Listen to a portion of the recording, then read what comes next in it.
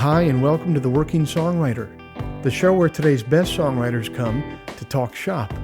I'm your host, Joe Pug.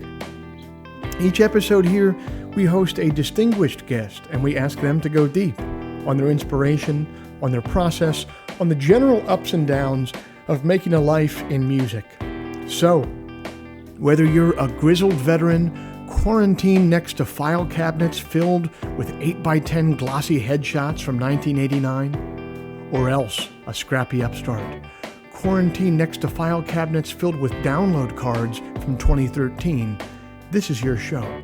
Because ultimately, it is what every writer seeks most, an ironclad excuse to put off actually writing. Hey you guys, it's the third Friday of April 2020. I thank you for joining us. Today's show is brought to you by Bandzoogle. Built by musicians and for musicians, Bandzoogle is an all-in-one platform to build a beautiful website for your music.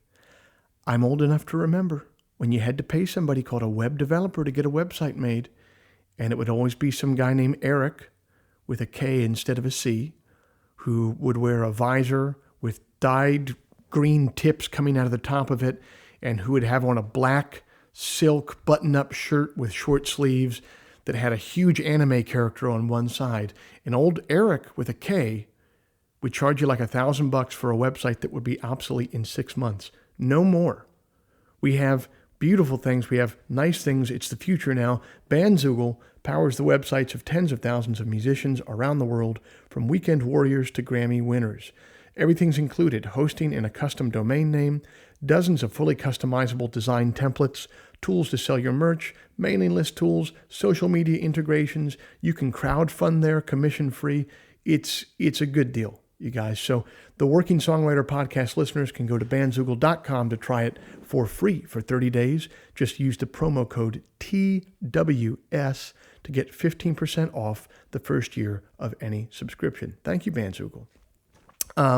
If you'd like to hear some of my music live in the coming months, the only way that that's going to happen is I will be playing from a water-damaged basement in Prince George's County, Maryland, every Sunday night at 9 p.m. I'll be live streaming to YouTube. There's going to be a different theme every week. This coming Sunday, I will be playing my first full-length record, Messenger, in its entirety. There's going to be guests here and there. It's going to be fun. Just go to YouTube, type in Joe Pug channel, click on my channel with the little orange bird on it, and subscribe, and we'll see you over there. Finally, if you'd like to help this show remain a viable endeavor for me, especially while,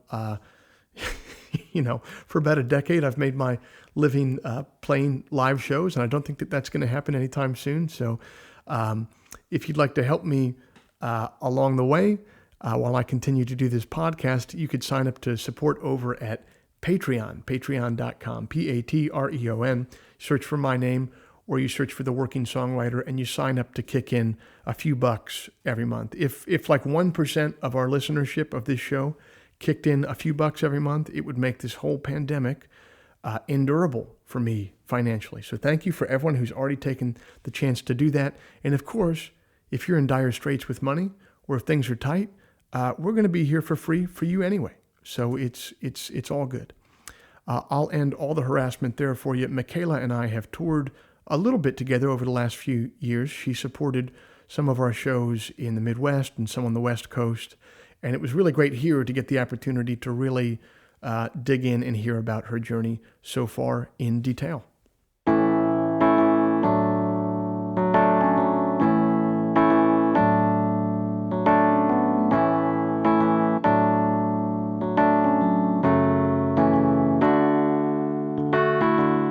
Our guest this month is from just about everywhere.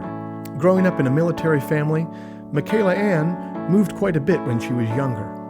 After attending the New School in Manhattan for jazz performance, she learned the business end of music by working for Nonesuch Records for a few years, and then embarked on her own musical path, which has led to a string of critically acclaimed albums in the vein of classic country and honky-tonk. She arrived on the national stage in 2014 with her debut, Ease My Mind, which the Village Voice named one of the best country albums of the year. After that initial success, she decamped for the greener pastures of Nashville, where her music is a natural fit. And anyway, the city makes a better geographical jumping off point for each one of the countless tours she's embarked on to promote her records. Work is not something she shies away from. Currently, she records for Nonesuch Records. The Village Voice has said of her, "Every song on Anne's debut is strong, and several are stunners." NPR has said of her, "Song after song, her confidence and conviction shine through without casting a shadow on her craft." And Rolling Stone has said that she channels Linda Ronstadt and Emmylou Harris. That is high praise indeed. It was great to jump on the phone with Michaela last week to talk about her journey so far.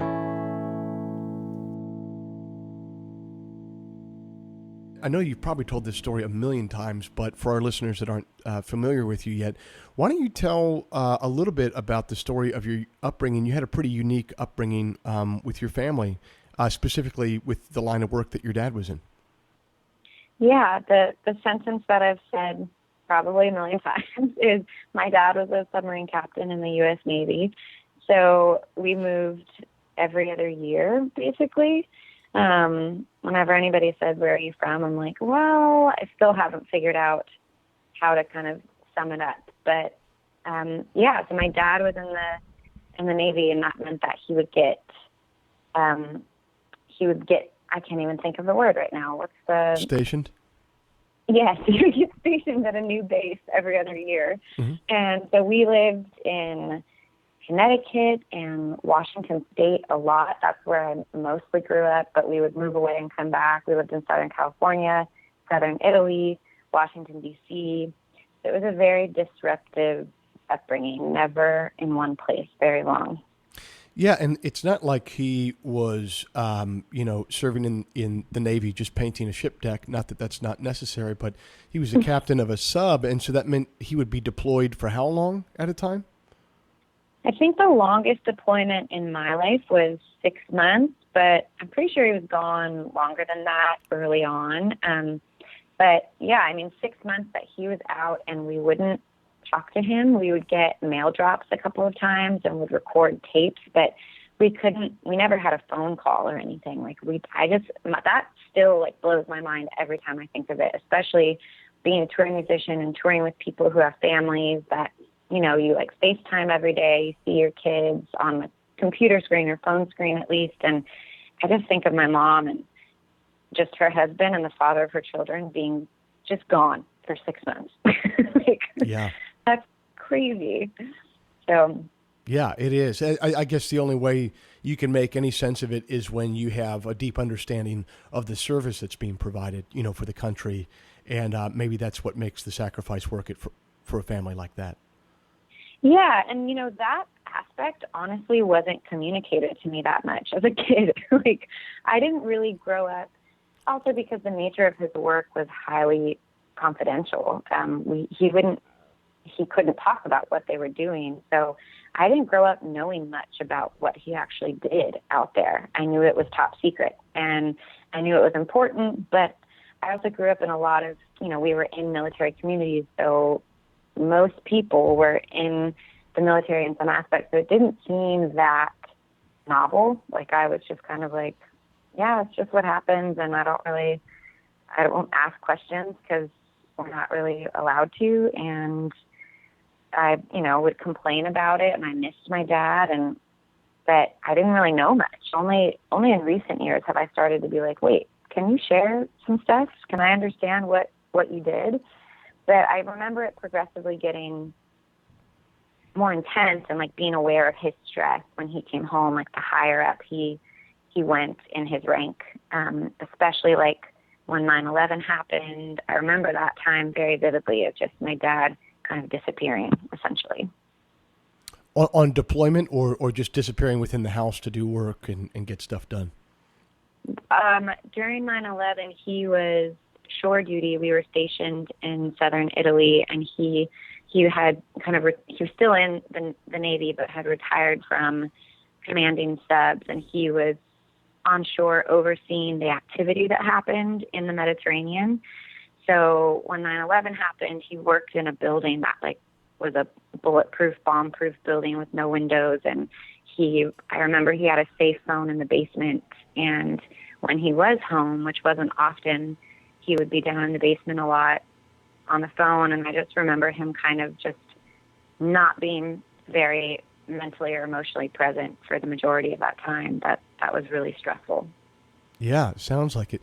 When did you figure out that this was a very unusual way to grow up? Like you said, you grew up on basses, so everyone on the bass is going through a similar thing to a certain degree. But I think in post-draft America, something like only 1% of the population serves. So at a certain point, you had to realize that you were having an experience that is only had by about 1% of the population. And please don't fact check me, anyone out there on that. On that number, yeah. Whatever it is, it's a mind-blowingly small number of the population. When did you realize what you were having was a very, given the general population, a relatively unique experience? Not until I went to college, and I moved to New York City and went to an art school. I went to the New School for Jazz and Contemporary Music, and then even post-college, I worked at Nonesuch Records, and I was just surrounded by a very different population, essentially, much more, arts-driven, it was kind of culture shock in a lot of ways.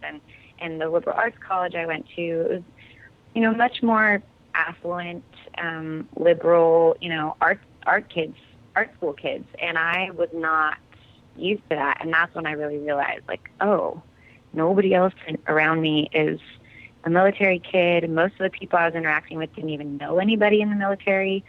And so a lot of kids that I grew up with who were from a military family went on to either enlist or become officers. So I still had a large connection, but the people in my day-to-day life in New York City were very far away from it. So that's when I started to realize, oh yeah, this isn't very common, essentially. Yeah, I'd say that a military base and the New School are about as diametrically opposed of places as you could find.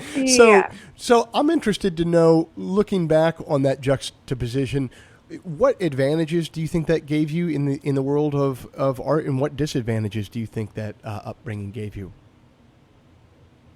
Well, I think the advantage was that I grew up having to adapt. I was always changing schools. I had to make friends quick. I had to kind of just be amenable. And I think that's really helped me in navigating life as a touring musician, of always being in new places, trying to relate to new people.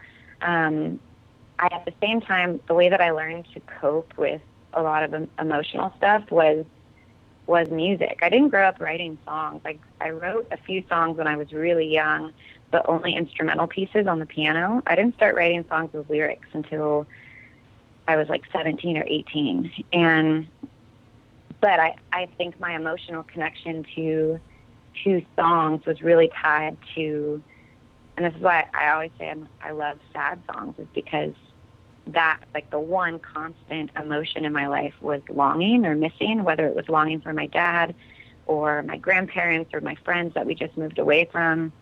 I was always missing someone or someplace from, as early as I can remember, because I moved for the first time when I was 4 months old. So that, I think, has been an advantage of kind of having music as my solace. The disadvantage, I think, is that, one, my musical training was always really disruptive. Yeah. I would really get into piano lessons or some program, and then we'd move, and then we'd be in a new place all summer and wouldn't be able to find a teacher until school started. And so there was so much, I don't spend too much time thinking about it anymore, but I definitely went through time where I was if only I had lived in one place, I could have been so much better at this stuff. Sure. But I think that's the disadvantage. And I think the thing that I would consider a simultaneous advantage and disadvantage is the fact that I kind of became a chameleon, that I haven't really known. It's taken me a long time to kind of know who I am. And that means personally and musically. And I think that sometimes really works to my benefit. that I have a lot of influences, and eventually will, like, my thought is that it will develop into my own unique sound. But I have for a long time felt that it was a disadvantage because I haven't known where I belong sound-wise. Like, when I look at other people, you know, were born and raised in one place and played this one style of music and are very rooted in this thing. And that's kind of, like, easier to grasp onto, where I've kind of been like, well, I like a little bit of this and I like a little bit of this. And I think musically it's been a little like, well, I don't really know how to place you. What genre are you? Are you country? Are you kind of folk? It doesn't make sense. But I like to believe that ultimately that will be a benefit. But it's confusing to me as well. Sure. What did you take away from your time at the New School? Was that useful to you, or was it not useful? How do you look back at your time there, and what did you get out of it or not get out of it? Well, I really didn't know what I was getting into by going to a jazz conservatory. I sang in jazz band in high school, but I loved the American songbook and, like, you know, standards. But I went to a New York City jazz conservatory that was very about bebop and kind of avant-garde, you know, very, like, horn-driven jazz. And it was not, in my experience, the friendliest or most nurturing environment for singers who also maybe wanted to be singer-songwriters. So it was a challenging experience to me. I got a lot of knowledge and skill and learned a lot on the technical side about music and theory and all of that stuff that I really am thankful for. Especially, I still teach music, and I'm thankful that I have those skills that I can use and pass on. But it also was a kind of a knocking down a little bit. Like, it was hard to develop confidence. I definitely came out of it feeling like I wasn't a good singer at all. The picture you're painting in my mind is a bunch of dudes, all dudes in skinny jeans, smoking cigarettes and trying to reference the most obscure Miles Davis song possible to one another. Did you go to the New School? No.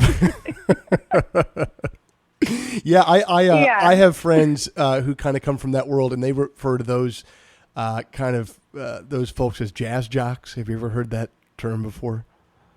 No, actually. Yeah, just kind of like the jockey, kind of competitive, but they've taken what you would normally use as competition in sports and stuff like that to put it into kind of like the jazz. It's kind of like the nerdy version of sports, basically, is how I've had it described to me.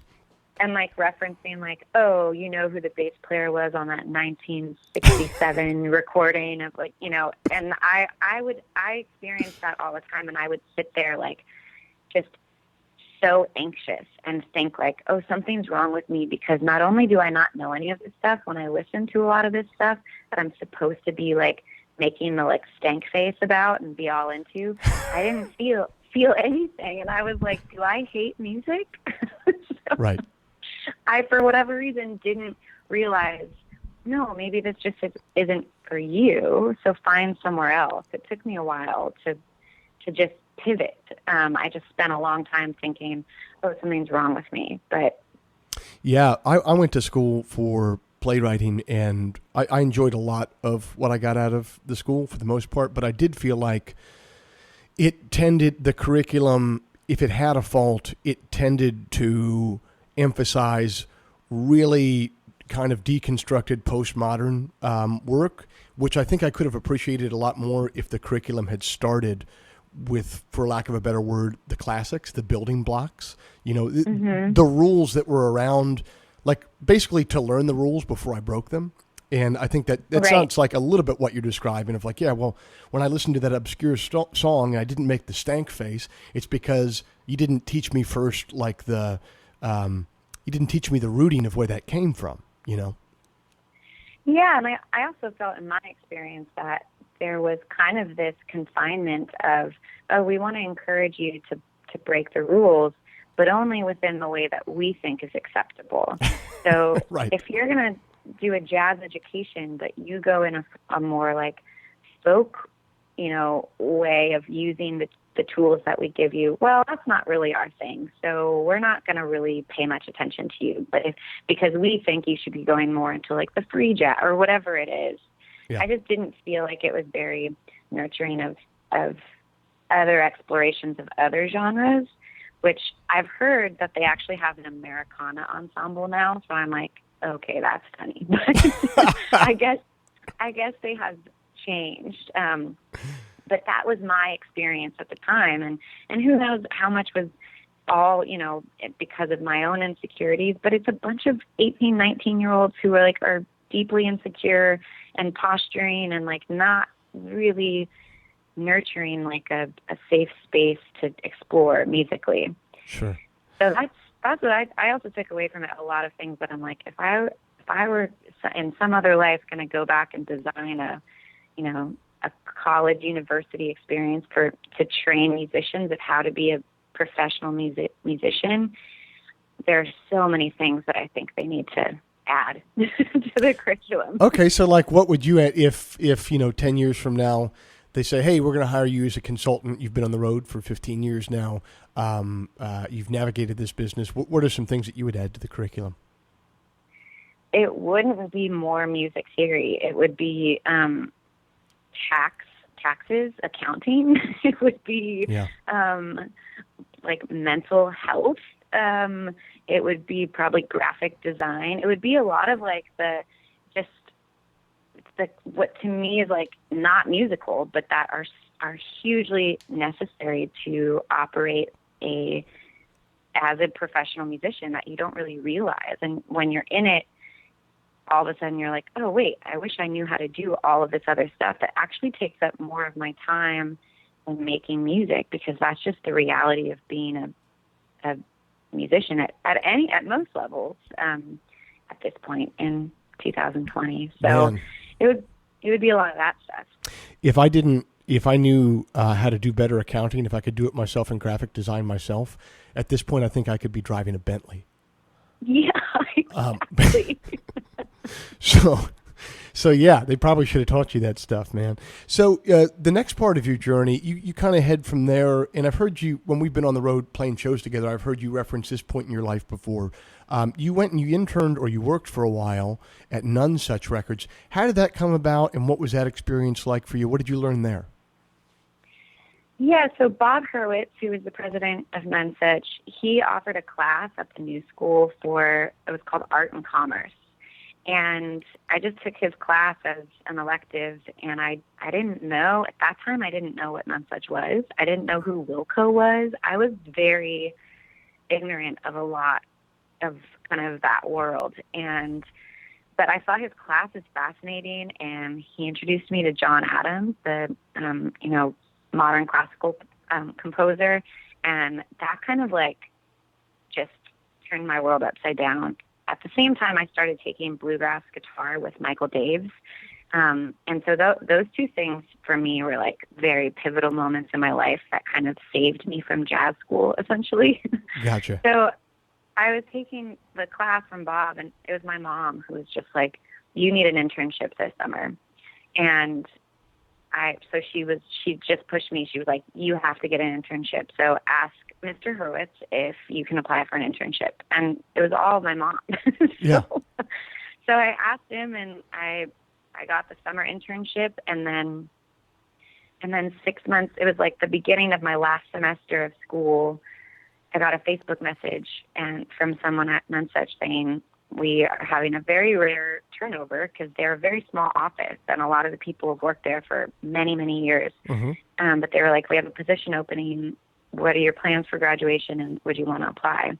So I got the job like before I graduated. What was the job? Like marketing coordinator. Okay, gotcha.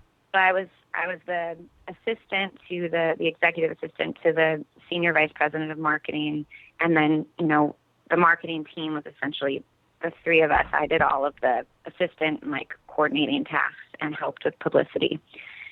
So I was, the last few months, I think, of school, I was working there 3 full days, and I was getting I was like a mega nerd. I was getting 2 degrees. I got a Bachelor of Fine Arts in Jazz and then a Bachelor of Arts in Sociology. So I was like maxed on 20 credits and doing my thesis and my senior recital and working for Nonesuch. Graduated and delivered the commencement speech and went to work full-time the day after. I look back at that time and I'm like, what were you thinking? Whoa. So if you delivered the commencement speech, were you the valedictorian there? Is that how that works? No. So the new school is like a massive university that has 8 colleges. So Gotcha. they're university-wide. So each smaller college has a commencement speaker that they elect. Okay. So I was just for the jazz school, not for the whole university. Wow, but it sounds like you were pretty damn busy right then. I mean, leading up to all that. Yeah. Yes. Yeah. I definitely was driven by, I had a hard time graduating and being like, wait, who's giving me grades to tell me I'm good? Yeah. It was one of those overachiever things. So, given that position that you had there at Nonesuch, you were describing, being the assistant to the assistant of the executive of this, you really got a chance, it sounds like, to see how the sausage was made as far as an album coming out and how it gets promoted. What were some of your illusions that were shattered at that point? What did you learn there? Well, I learned pretty quickly just how much money it takes to get a record out.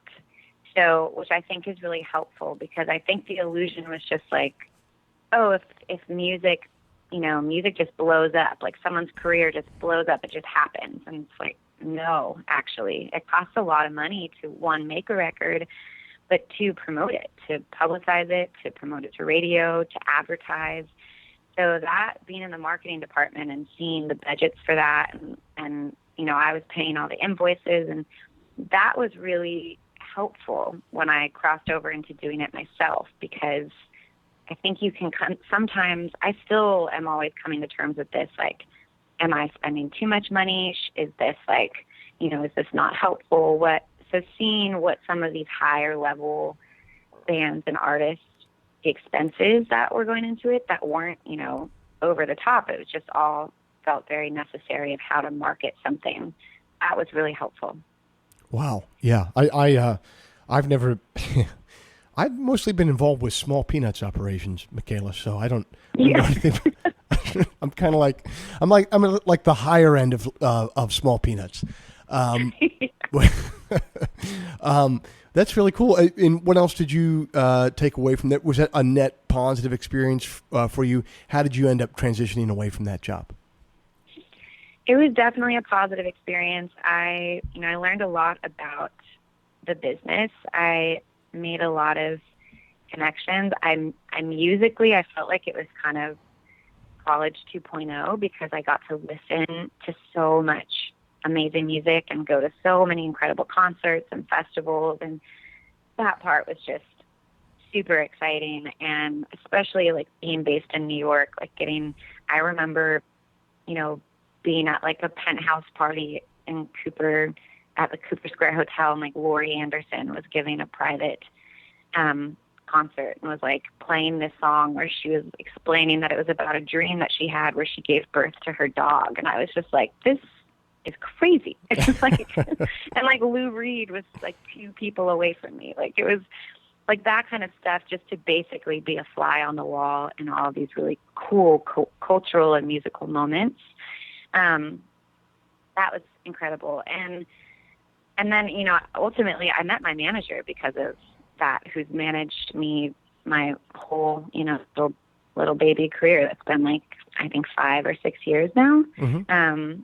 But I met him through that. I met a lot of people that have kind of stayed in my life. A lot of my coworkers at the time are still really close friends of mine. And I was always really concerned about not wanting to be seen as the little like office worker who was trying to position myself, like benefit from these things and try and like take it for my own, personal advancement of my music career. I was very self-conscious about that. And in some ways probably was like a little more pushed it away, didn't want to try and use anything. So that it's been interesting the ways that certain people have kind of now that I'm, have my own substantial career, that, some of the people that have helped me get to where I am and continue to stay in my life, it's really nice. That can be sort of a truism too with any company, where is if you start out in the mailroom, sometimes you have to make a lateral move and go somewhere else because they're not going to just promote you out of the mailroom. You know what I mean? You have to go to another place and kind of make your own name and work your way up before you're taken seriously, for lack of a better term. Yeah, I think that's very real, because I recognized, like, oh, they probably can't see me as an artist. They see me as the little assistant. And I was, like 22, 23 years old. I was very conscious that they were probably like, oh, that's cute. Michaela thinks she's going to be a musician. And that, messed with my head a lot. So I had to also get a way to make sure that I, like, nurtured my identity. I had to remind myself I was a musician before I had that job, and how they might or might not perceive me is really none of my business. So I have to kind of separate from it and not be trying to prove myself in any way to them, but get back in touch with what do I want to do.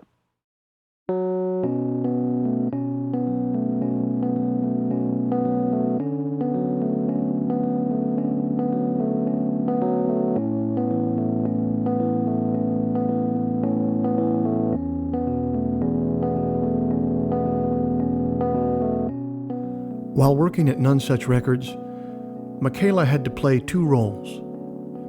The first was that of an office worker, taking care of business for the company that was paying her bills at the end of the week. And the other was that of an artist, quietly working in solitude on a craft that was her larger ambition and calling. Of course, everyone in every walk of life has to wear different hats like that, play different roles to a certain degree, but I think it's especially true of artists getting started. The whole world sees you as the office worker, the cashier, the carpenter, the UPS driver, but privately, you notice the other sides of yourself first: the writer, the singer, the painter, the poet. There's a lovely Mary Oliver poem that relates to that kind of duality.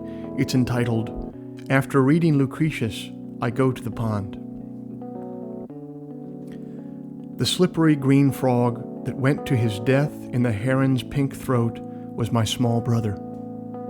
And the heron, with the white plumes like a crown on his head, who is washing now his great sword beak in the shining pond, is my tall, thin brother. My heart dresses in black and dances."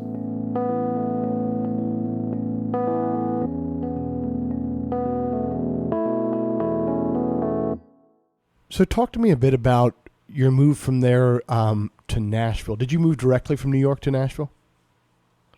Yes, but I left Nonesuch when I started touring. But I didn't have a booking agent for a long time. So I was just doing these like small self-booked tours, like playing at restaurants. And I was really like major DIY. And I left because I ran out of vacation time, and I just realized I couldn't sustain a full-time job and developing myself in the way that I wanted. So I quit, and I think I was there for another 3 years, and I taught lessons, music lessons, and I taught in teaching artist programs in schools in Brooklyn and in Harlem. And that all of that is very enriching to me as well. And then was very slowly like figuring out how to make a new record. And then I made a record and put it out and moved to Nashville all in 2014. And when I moved to Nashville is when I really kind of started touring. It was much easier to survive and tour from Nashville than New York City. Yeah, well, and booking your own tour, I did that. I booked my own tours at the very start, and I'm pretty convinced now that if I lead a profligate and evil life and I die and the devil meets me at the doors of hell, it will be my job in the seventh circle of hell will just be to book a 7-week self-book tour throughout the Midwest, because that is man, it's hard. It's hard to put it together. There's no money, and generally the places that you're able to book yourself, you're not really making them too much money. So they're almost like, when you show up at the club, they're almost bummed that you did show up and that they're going to have to pay you $50. Like, they're so contemptuous of you when you get there, So at what point were you able to move away? When you got to Nashville, did someone else start booking your stuff then, and it kind of took off a little bit? Yeah, it took another, I think, year or two in Nashville before I got a booking agent. And 2016, I put out another record and had a booking agent at that time.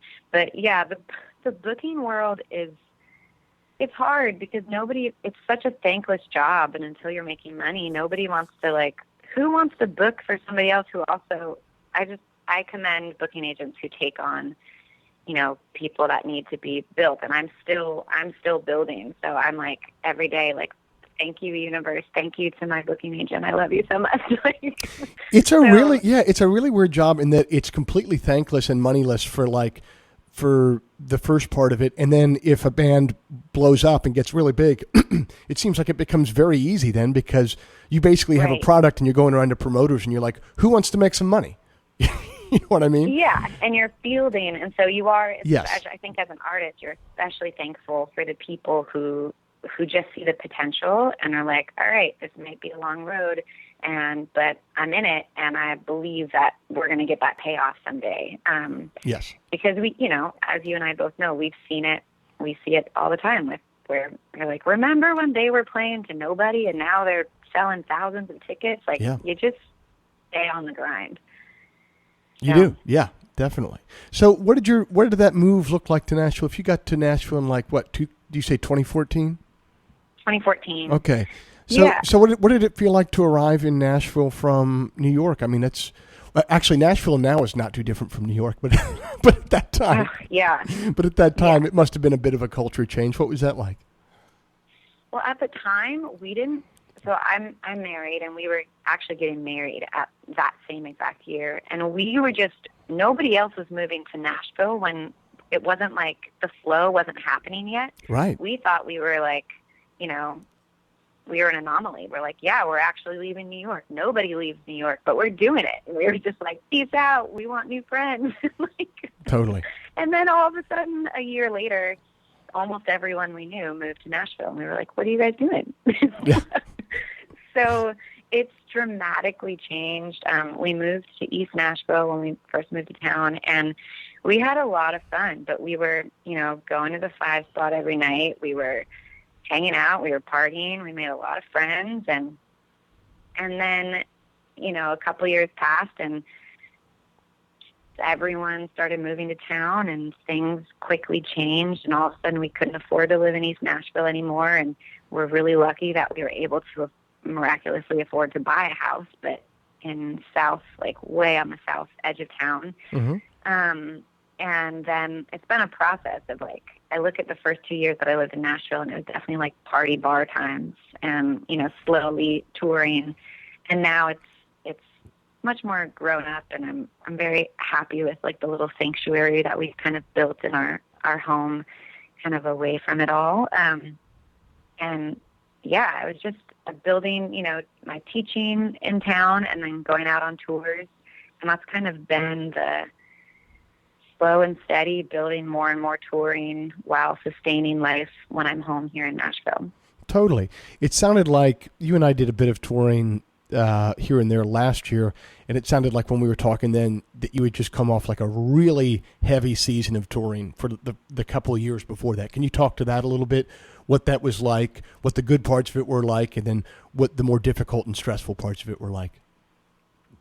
Yeah, I had been doing really small tours here and there, and then I think it was 2016 when I put out my record, Bright Lights in the Fame. Kind of the year after that, 2017 was the most touring I'd ever done. I don't think I was home for a month straight at all, and was doing 6-week tours and then a month tour, and that was a really good lesson in that I very naively, before all of that, I was a bit self-righteous, and was very much this whole idea that to be a musician and a touring musician, that you have to be like the rock and roll lifestyle and be dysfunctional. I was very like judgmental of it. I was like, that's ridiculous, and you can stay healthy. And then I did basically a year solid of touring and really learned firsthand of just how hard it is to maintain your physical, mental, emotional health and like stay grounded and stay connected to the people in your life that really matter, that you aren't with on a day-to-day basis because you're always away. That was just really eye-opening and life-changing for me, because it was kind of like, I was just like, this is so awesome. I'm high all the time from how fun this all is. And then after about a year of it was like, oh, this can also be pretty destructive in a lot of ways. So, Definitely. I'm glad that I didn't, it could have been a lot worse, but like my kind of like mini time of just quickly realizing like, oh, I couldn't do this the way that I've been doing it for the rest of my life. I would self-destruct. And no, yeah, definitely. I remember talking to, I'm sorry, I didn't mean to cut you off there. Oh, no. So, I remember talking to Kenneth from the Milk Carton Kids about this and describing a similar season in my life. And he was like, oh, yeah, that's totally unsustainable and you can't do that. And then he was like, but at some point when you're young, you do have to do that for a little while because that's how you get good. And it's true. Like you get these reps in, you get these, you get this time to punch the heavy bag over and over and over again in front of audiences. And you learn how to go on stage. You learn how to put on a consistent show every night. And so while it is super, super unsustainable and super, super unhealthy in a lot of ways, you also kind of come out of it with having learned something that you're not, it's kind of like riding a bike. You're not going to then lose that experience. You have it now, even if you don't want to tour like that anymore. Did you find that to be the case? For sure. And I think I'm definitely someone who's, grateful for all experiences, even ones that I would maybe deem negative, that I think they are all necessary and informative, and learning, quote unquote, the hard way is sometimes the way that we have to learn, no matter how many times somebody might try and guide you or warn you or whatever.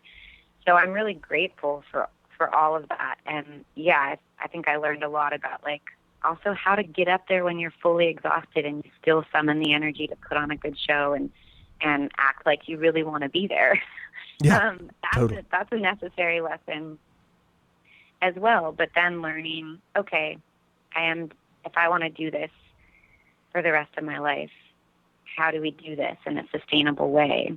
Yeah. And even managing excitement. I realize I'm someone like that.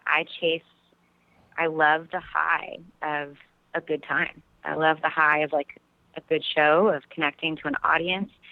And I would just be like zinging off of that and be like, let's keep it going. And then like ultimately crash.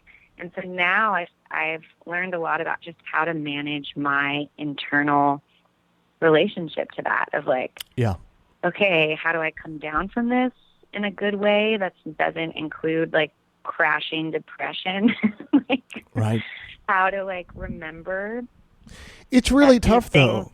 That's a really tough thing to manage though, because it's like there's no better feeling in the world than being in a random city somewhere in the world, and you worried all day about playing a good show, and then a bunch of people showed up, you nailed it, you come off stage, there's a cooler of ice cold delicious beer there, and like like how are you not supposed to overindulge at that point? How are you not supposed to celebrate in the moment? It's tough to walk that line. It really is. It definitely is. And I think, and I always would say, like, I can't even imagine, I'm playing small shows. I can't imagine how high that feels for people that are selling out, thousands of seats at a theater or then at an arena. And I'm like, how do you come off of that? And how do you just continue to remember that high, that feeling doesn't equal contentment? That's what I've spent a lot of time thinking about, of like the difference of like happiness and contentment and joy versus excitement. And those things are fulfilling because you're doing what you want to do in life, but knowing that there's so much more beyond that. has been for me the kind of focus of my lessons in the past couple of years. Definitely. What has, to bring it back a little bit back to the start here, how has, I know that you're close with your folks and especially close with your mom, and how is your family's, how have they viewed your career? I obviously, like, what you're doing is the exact almost opposite of the lifestyle that they led when they were raising you. Is it hard for them in some way to accept a daughter who's chosen a different path? Have they been very supportive? Is it somewhere in between? They've been incredibly supportive as long as I can remember. My mom just always says that she knew music was a part of me from the time I was a baby. So, they've been the best parents in that they paid for lessons, they drove me to lessons, they paid for camps, they paid for my college. Like they've continually, like, emotionally, physically, financially supported me every step of the way. And if they've had any concerns about, will I be able to take care of myself, all that stuff, they haven't voiced them to me, which I think is kind. Yeah. They've both just very much been like, stay the course. My parents are really, they have a big, like, spiritual belief system. That would maybe, some people would maybe call it new agey or whatever, but they believe in intention, and they've kind of, and they hold me accountable. Especially my mom is very bluntly honest when she sees me kind of getting a little wrapped up or something, and we'll always kind of be like, stay true. What is your purpose and what is your intention? And if you believe, like, your gift that you can give this world is communicating and healing through music, then you stay the course and you keep the faith, and the universe will provide. And that's, some people might think that's really hippy-dippy, but it's also matched with, and you work your ass off. Nobody's going to give you anything. You have to work really hard. And that, I think, is the military aspect, too, from my dad. Yeah. Well, as someone who's been in music for 10 years and I have a couple kids, I'm going to be taking my kids to all sorts of camps and stuff like that, too, except they're going to be investment banking camps. Yeah, exactly. They're going to be tort lawyer camps. You're like, pick an easier life than me. And also, that makes money because I won't have any to help you. No, I don't think that those are necessarily easier lives, but definitely they're more well-compensated lives. Well, and it's not even that it's more compensated, because you can definitely make a living and money in entertainment, but it's just the one thing that has proved difficult for me, if there has been difficult things, and there really haven't. I mean, my life has been a bed of roses at the end of the day. But if there has been some difficulty, it's that in the music business, as opposed to other businesses, 10 pounds of force doesn't necessarily equal 10 pounds of pressure. Like, usually 10 pounds of force equals like a half pound in pressure, and then someone else puts 10 pounds of force and it equals 1,000,000 pounds in pressure. And I just feel like, obviously, there's variation in other paths that you could take, other disciplines. There's variation as to who's better at it, who's worse, who gets rewarded more, who gets rewarded less. But it seems to track a little bit more with the work put into it, you know what I mean, and the quality of the work. And whereas with creative work and with entertainment, sometimes it's just a crapshoot, man, as to what comes out and what doesn't, Yeah, and I think it's an element that maybe that's a good, journey or life lesson in detachment or surrender, that, like, we don't really have any control over if we're going to be successful or not, if the music that we make is going to connect with people or not. All we can do is make our music and try. But, it's really painful to be bitter and to be like, why isn't this working? And that is a practice that I think, I also just have to continually come back to like a spiritual place to be able to like keep going every day. So it's like this feeling of like, well, I just have to accept that like whoever comes, like those are the people that are meant to hear it, and I'm going to give it all to these people, whether that's 10 or 50 or 100, or hopefully I can keep hoping that it's more, but I don't want to be tied too strongly to that expectation, because I don't want to be destroyed if it doesn't happen. So it's just like always operating in this healthy detachment, and also not getting sucked into that. Well, how come it's working for that person and not for me? That's a trap for sure. Yeah. Did you ever see that? Here I go. I'm going to start talking about memes. Look out.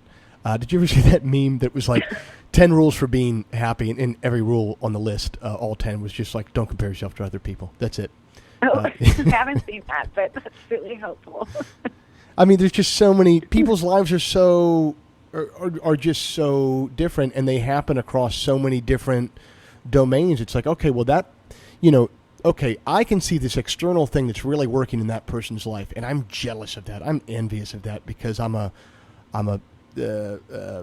vain and narcissistic human being. But you can't see, the other domains of that person's life that aren't working out. And then at the same time, it's really hard to see the own vectors of your life that are working out, and it's, I don't know how this turned into a therapy session for me talking to you, Michaela, but but it's also like expectation, because like, we can all have, like, you could be like, well, my career is not as where I want it to be, because everybody can do that at any point. But then you don't know how many people are looking at you being like, oh my God, what I would give to have what Joe Pug has, and like the people, his fans, and like they know all, as someone who's toured with you, like the love that I see from your fans that like know every one of your words. It's like that stuff is priceless.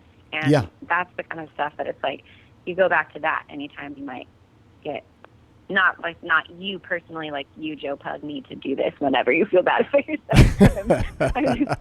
I'm just meaning those are the kind of like intangible things that I think we all have to hold on to, whatever they are for each of us. Totally. What's next for you? What are you up to? What are you working on? Well, can we acknowledge that we're in quarantine right now? We can definitely acknowledge it. I do want to acknowledge it, but I also, and if you have some particular parts of it that you want to talk about, I'm totally down. But at the same time, I'd rather just talk about songwriting and keep some sense of normalcy. So suffice it to say, you did have to cancel a fair amount of dates for this, right? Am I wrong? Yeah, not too many. I'm pretty lucky. I had just come home from like a 3-week tour. That was great. So I was really lucky and was about to have like a month off. I did have some dates canceled, or they're already rescheduled, like hopefully that it all goes back to normal. But I was only acknowledging it just that I am grateful for this time of that I am going to be writing, and I have like the last few days started writing a lot, which has been really exciting, because I've been wanting to like go somewhere to write. I think this is like part of my issue of always going somewhere growing up, that I've always thought like to write and create, I need to go somewhere else. And this experience is really making me evaluate what's wrong with right here? What's wrong with home? So I've been kind of like sinking into that feeling and really excited and digging into some songs and finishing songs and feeling that kind of buzz come back, which hasn't really been with me for a little bit, that creative buzz. That's excellent. That is excellent. Well, thank you so much for spending some time with our program. I wish you guys the best in this very strange time. Same to you. I hope you and your family get some good restful times. They're not restful, but they are a really good time. So the kids are 3 and 1, so it's okay, so a little chaotic, but it's really good. It's really good. All right, you guys are surviving. We are, yeah, and thank God for that. Okay, Michaela, thank you very much. It's great to talk to you, and we'll be in touch. Thank you, Joe. Bye.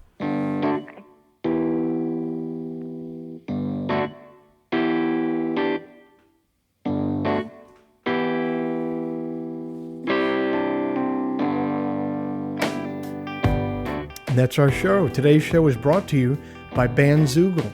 Built by musicians and for musicians, Bandzoogle is an all-in-one platform to build a beautiful website for your music. Use promo code TWS, that's the initials of our podcast, TWS, to get 15% off the first year of any subscription. Michaela Anne's latest album is entitled Desert Dove, available everywhere music is sold or streamed. If before we meet again, you sit down to write, please remember, an expensive drug habit is not a song, a compelling Instagram account is not a song, and most importantly, reverb is not a song. So let all that take care of itself, and for you, just keep your eye on the song.